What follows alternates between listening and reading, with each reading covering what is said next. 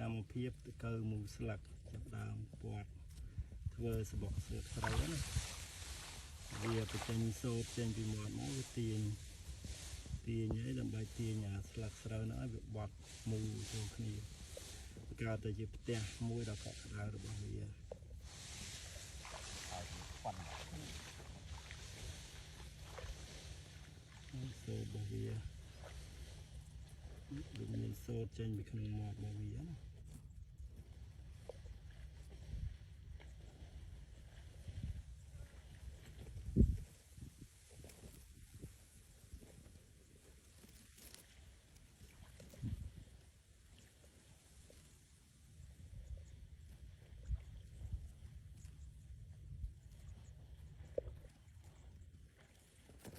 ក្រោយពេលដែលវាមូស្លឹកស្រូវរបស់យើងហើយ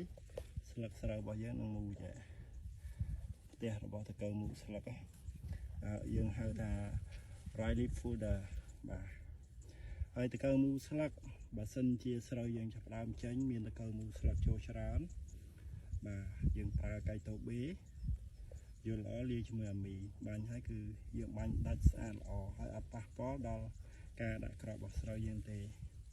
កៃតូបេអាមីត្រជាក់ហើយកម្ចាត់តកើមូស្លឹកដែលមូខ្ញុក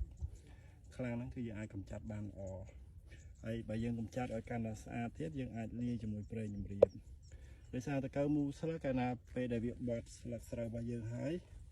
គឺវាទុំនៅក្នុងស្លឹកស្រូវហ្នឹងតែម្ដងវានៅខាងក្នុងស្លឹកហ្នឹងណាបើយើងប្រើថ្នាំជ្រាបអត់ដល់ប្រើប្រភេទថ្នាំប៉ះផ្ទាល់អត់អាចកម្ចាត់វាបានល្អទេតែបើយើងប្រើប្រេងជំរាបបញ្ចូលគឺល្អខាងក្រុមហ៊ុន SPK មាន Syngreen ដែលអាចកម្ចាត់វាអាចមានប្រសិទ្ធភាពក្នុងការទាញថ្នាំប្រភេទកៃតូបេប្រភេទអាមីដើម្បីជ្រាបចូលទៅកម្ចាត់តកើនឹងបានល្អ